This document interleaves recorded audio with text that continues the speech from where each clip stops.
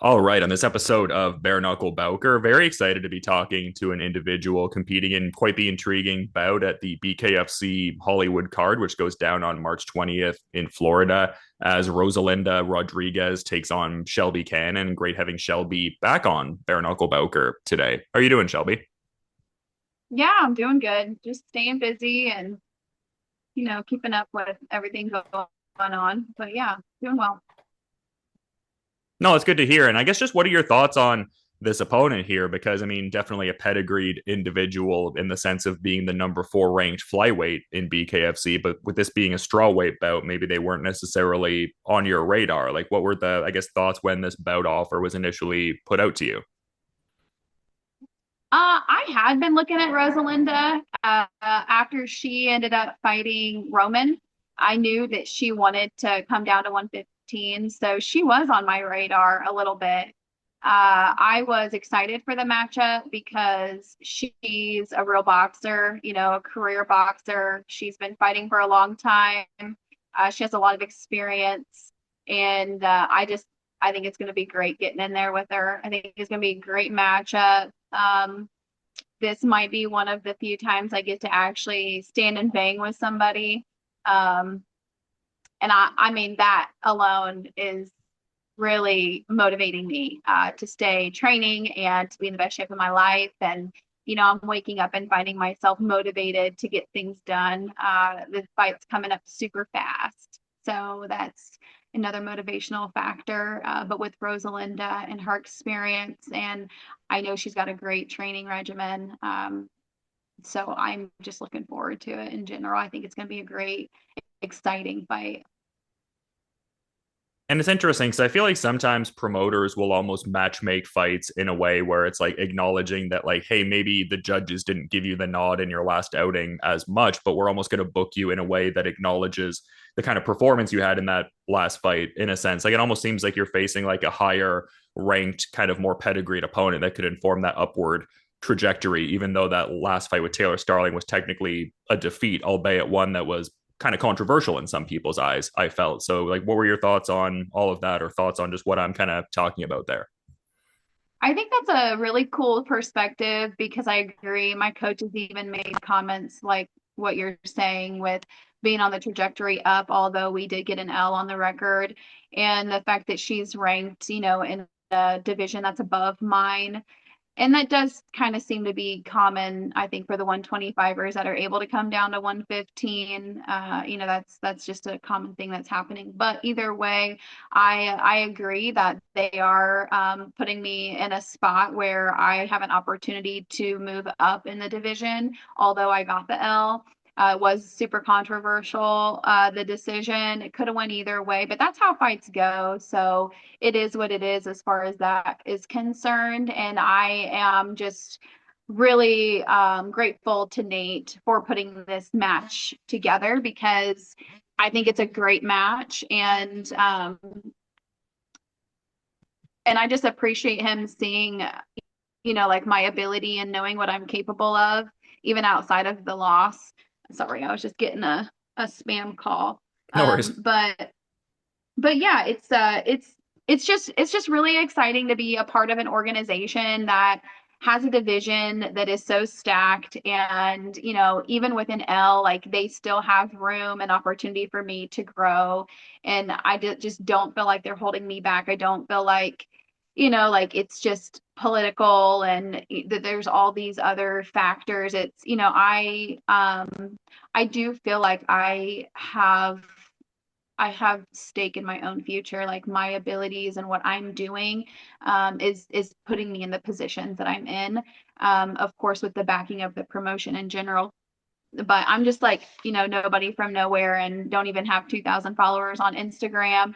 And I'm fighting the best in the world. So, I just think that that alone just, it kind of speaks for itself. So, yeah.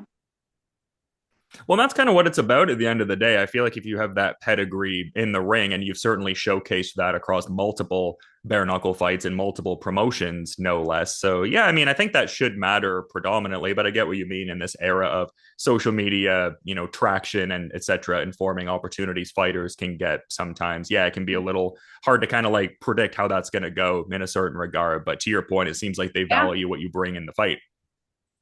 Yeah, absolutely. I'm an exciting fighter, and win or lose, I just think that it's always a show and it's always entertainment, and there's always technique and skill, and at the end of the day, that's what should matter, and it seems like that is what matters right now. Moving forward, I'm not having to do anything crazy or be political to move up, so I'm grateful for that.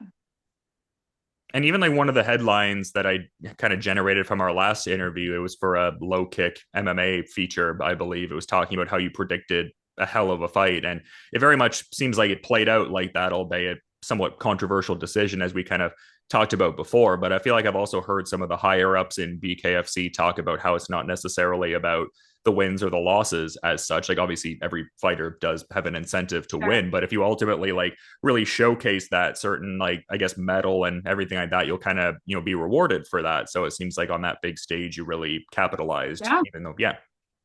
Yeah, absolutely. I mean, Feldman makes that very clear. Like when he comes in and he is talking to everybody before the fights, I mean, he's making it very clear, like, this is what I'm looking for. Y'all need to go out there and fight for your life. Like, this is what people are here for. They're here to watch you guys fight, to showcase your skill and your ability. Like they're not wanting to see these 12 round 3 minute fights, which is obviously why we have shorter rounds and shorter time. So it's definitely about like getting in there and doing what you know how to do as quick as possible. They love knockouts. They love it when people, drop to a knee. They love it when people stand and bang. Like the blood is awesome. There's just a lot of excitement when it comes to bare knuckle that is just not there in other combat sports right now.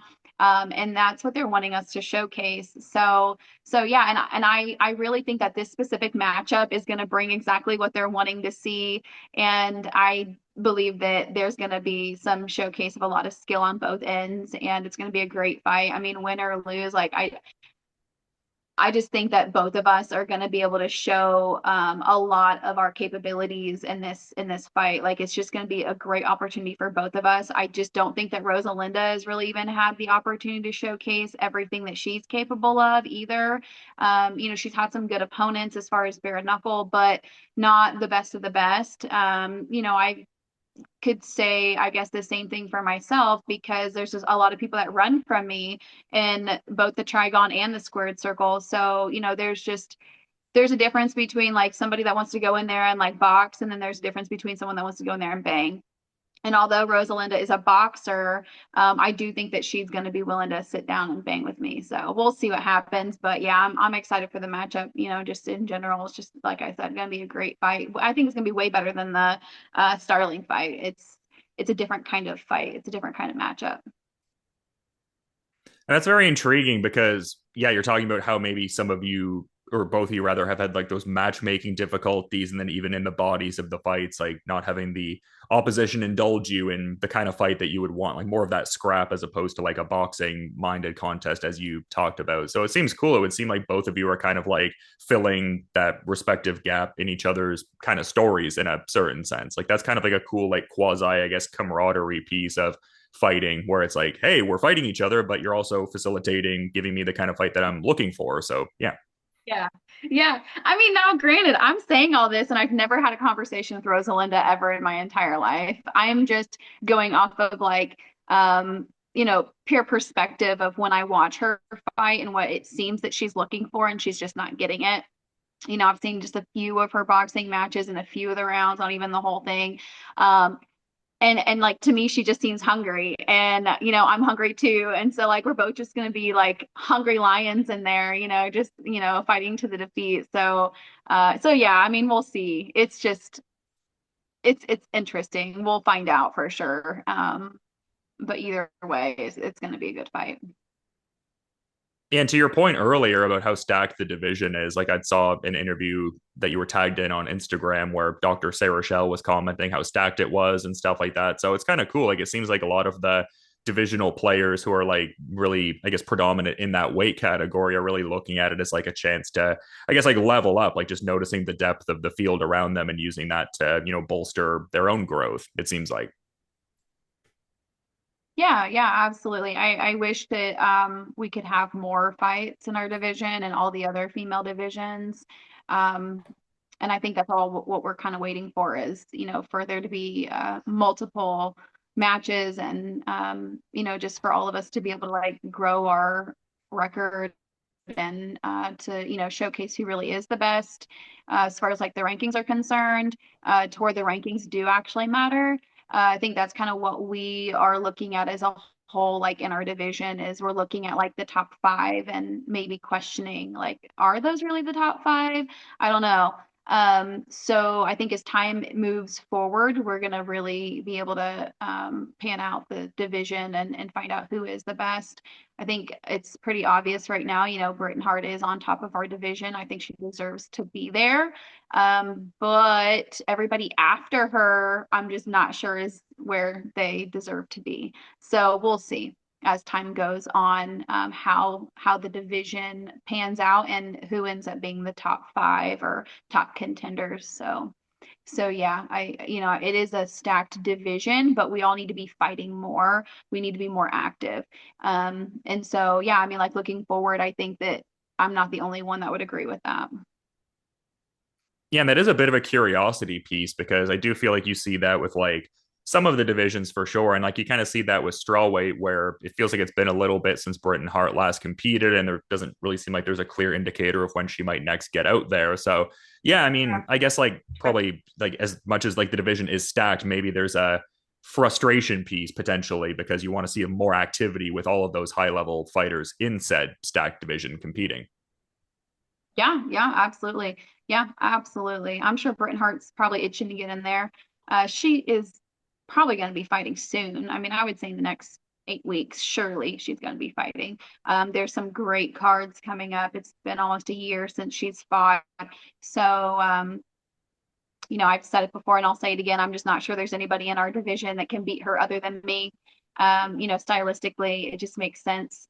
Outside of me, I'm just not convinced that anybody in the top five right now can beat her. So we'll see who her next matchup is and how that goes. And yeah, I think all of us just want to be more active and we all just want to get in there and fight more and yeah, just show what we're capable of. No, fair enough. And it's kind of cool that you're situated in another co-main event listed feature for this one, as you were in your previous fight with Starling there on the Sturgis card and everything like that. I guess to that point, with you being the co-main event and the only fight above you on this event being that featherweight title clash between Kai Stewart and Nico Gaffie, like, did you have any particular thoughts on that matchup? I mean, Kai kind of fits within that, I guess, thing of like a champion who hadn't had a bout booking for a while and seemed like he was getting a little antsy on the sidelines and now has this locked in. So, what are your thoughts on that Stewart versus Gaffie fight? All that being said, Yeah, I mean, I don't know, like obviously who's gonna win or who's gonna lose. And I mean, I would like to see Kai lose, but I don't know. We'll see what happens. As far as me being like co-main though, and co-main in the last event, if I'm completely honest, I don't think that has too much to do with like Shelby Cannon being the co-main event. I think in both instances, I am the co-main event because of the women I'm fighting. And I believe I'm underestimated, but my abilities are valued. But because of like the places that I'm fighting and the people that I'm fighting, it kind of makes me wonder if like nobody else is taking the fights. And because I'm just like such a brawler and a dog, I'm the one out here taking the fights. And so I'm able to get these opportunities to be co-main events with people who are typically in their hometown. So, obviously Starling and Sturgis, like she wanted to be like Queen of Sturgis to get that back with or from Taylor, or I'm sorry, from Britain, from the previous year. So she obviously was favored. And then now going into Hollywood, I am fighting Rosa, who again is in her she's favored. She's in her hometown. Um, so yeah, I'm really excited about the opportunities to be co-main event 2 events in a row. Um, and I think that that's just the brawler in me, and that's just the dog in me showing up. So And do you feel a type of way about that? Or is it just like an observable reality of what both of those dynamics kind of represent to you? yeah, I mean, I just feel like it's an opportunity because it's kind of like a lot of things, like the reasons why I'm even where I'm at. It's just it's an opportunity, and I've just taken it, and I want to come up on top, and I'm going to do whatever I feel that I have to do is necessary to get the advantage, and to win and to be the best. And sometimes it works out and sometimes it doesn't. But like regardless, I'm just not going to like fear going into the unknown, or fear being challenged, or just decide that maybe I don't want the opportunity for like I'm just not going to put anything in my way. Like there's just no roadblocks. The opportunity is presented, and I know that I can only go up from here. So I'm just going to take the opportunity as it is, and just and just go with it. So I don't feel any type of way like negatively. I feel like it's all positive. Like this is where I want to be. This is what I want to do. Um, I'm grateful to the promotion, and I'm grateful for the opponents. I think that it's just all good, and it's just great that like women have even gotten to this point where we can be co-main events, like underneath, a really good matchup in the men's divisions, no matter what weight class they are. So yeah, I think it's a great opportunity, like just for women combat sports, just for me personally. It's just all good. Like it's just all positive. Like there's just no negative for me at all. No, for sure. And I love that kind of mentality for sure. I feel like I'd be remiss if I didn't follow up on this, though. You said you wanted Kai Stewart to lose. Like, why is that? It's not that I mean, I would like to see him lose only because I mean, personally, it's just a personal thing. I mean, this like attitude and just like, the way he holds himself, it just sometimes it's just like you like to see people like lose. I mean, it is what it is. It's just one of those things, it's like, okay. I mean, I just think that he would be successful regardless, like win or lose. He's just one of those guys. And I think with the opportunity, with his opponent, it would just be really awesome if he got to win. So, it just, it's just an opinion. No, fair enough. I guess I was just curious to get more clarification on that. And like I said, I Yeah. feel like I'd be remiss if I didn't follow up on that. But I guess like in a more fight specific kind of sense, like do you have a particular, I guess, visualization of how you see this fight playing out with Rodriguez, or is it just show up with your best skills and be adaptable to, whatever happens within the body of the fight? Like, do you have a particular idea for how this story unfurls in BKFC Hollywood on March 20th? I do. I do have my own idea and perspective of how I think the fight is going to go down, like after, watching her tape and going through things with my coach and us, practicing specific things that we think matches up with her style and the way that I just naturally do certain things, like some of my tendencies versus some of her tendencies. Now I don't want to like disclose too much of that, like specifically, but to answer your question, I do see visually how I believe the fight is going to go. I will say that I think one thing that is underestimated about her, because she is a boxer, I don't know if maybe people just are not as, some people don't really care. They don't look a lot at their opponent. They do think a lot about like themselves and how like, their skills and how they're going to react. And I can appreciate that. But I have to be realistic and know what my opponent's strengths are. And I think that one of her strengths is her cardio, her lungs. And with being a boxer and just having that ability to, go so many rounds for so many minutes, a lot of times she's won her fights just by weathering the storm, more or less. And that's just not how our fight is gonna end up. So yeah. No, it's such an exciting fight, and I was really stoked to see the announcement when it came up, and just really wanted to get an interview set up and appreciate you making the time to facilitate doing that. But in the interest of being mindful of your time and busy schedule, Shelby, I figured I'd give you the floor if you maybe did have a final parting thought you wanted to add as we're wrapping up. I do appreciate your time. Yeah, no, thank you. I'm just really excited to get to Hollywood and to be in Florida again. We've been there like so many times, and it's been such a part of my journey with Bare Knuckle as a whole. And I'm really grateful to have Kevin Oliver with me right now during this fight. He's one of my sponsors, and just the idea that no matter what's been going on in his life, like he still is supportive of combat sports and how combat sports is a really healthy outlet for people who struggle with like addiction and depression and like just trying to overcome some of like these worldly things that are going on, and it's a healthy outlet, and he's got so many other ways of talking about awareness now. Like we used to just talk about it amongst each other and like on some of our groups, just like on Facebook. But now he has like websites. One of them is called worldwideawareness.ai. And he also has magazines where he's matched up with like high level professional athletes that have shared their stories on like suicide and gun violence and like overdose and things, and just how like there really is like a partnership within our community with combat sports and how we can all kind of bounce off of each other. And yeah, so I'm just like super appreciative of Kevin Oliver and just like his knowledge and just helping people understand that like they're not alone, and like this is a like a pandemic, like an epidemic going on in our youth when it comes to fentanyl and gun violence specifically. Like they're two of the biggest things that are killing our youth right now, and we can do something about it, educating our children and our nieces, our nephews, just being open-minded.